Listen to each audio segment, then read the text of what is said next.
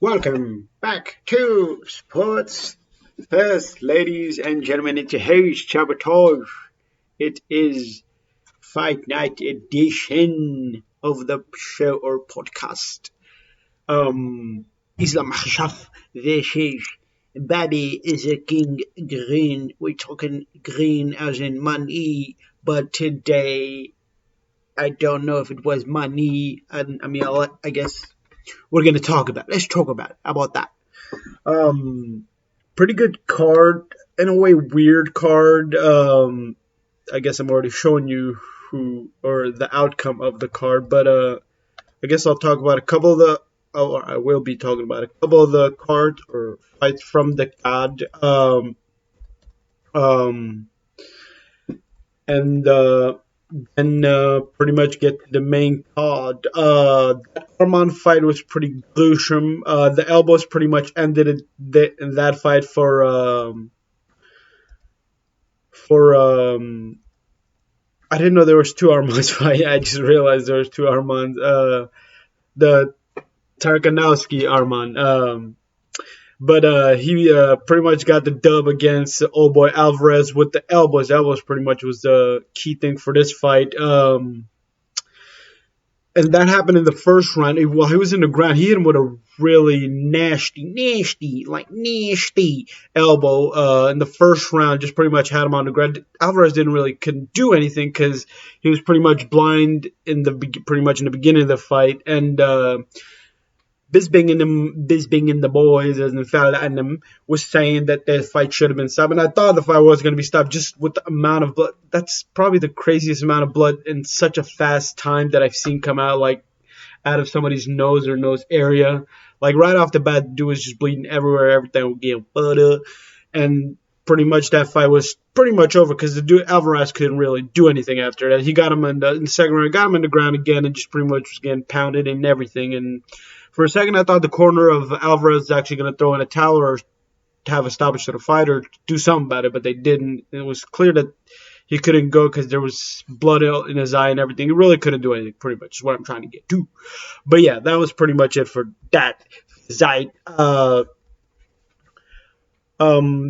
I pretty much won't be talking about. Even though the fight was pretty good, that one was pretty much ended with elbows as well. I didn't fully get into that one as much as I should have, even though it was a pretty good fight. I caught the majority of the ending and somewhat of the beginning, but the mid I didn't really catch that one. But Wellington Termin, usually a lot of Brazilian as in soccer players, they go by one name, as in Fred, or I think that's just so people know that. I'm not actually 100% sure what the reasoning behind that is, but yeah, I'm surprised UFC fighters are not really doing that, even though I don't.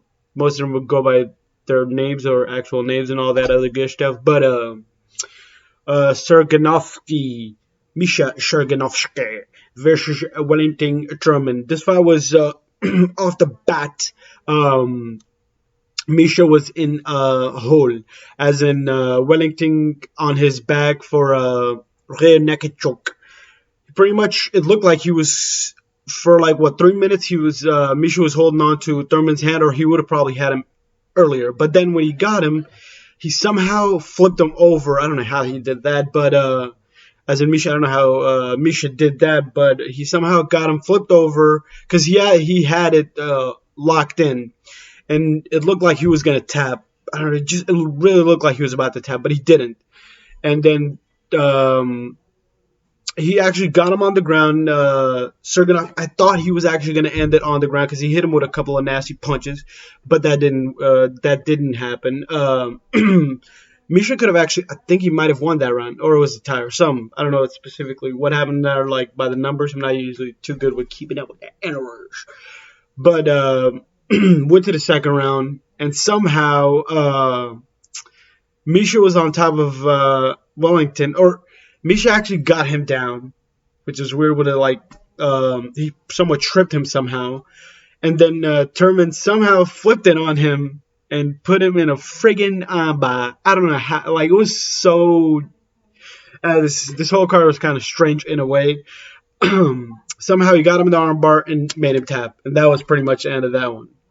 And to the main event, I'm trying to make this as quick as possible. I mean, I usually go for like 10 or 15, but I'm going to try to keep it less than that. So, on to the main card.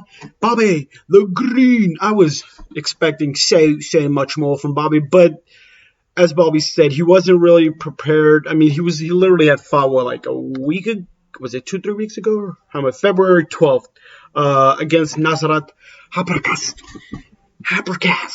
I know that's how I pronounce it, but whatever. But damn, Bobby put in the work on him, but he had lost one against who was it? Fiaz. He had lost one to Fayaz, but that one went to 3. The Nasrat, he dominated Nasrat. But this one, obviously, different story. Bobby did. To be honest, I mean, I caught the whole fight. It was quick. Bobby didn't really. He threw a couple of punches, and it just. Let's see what. Actually, let's look at the numbers real quick. Let's look at the numbers. Let's get our analysts out of here.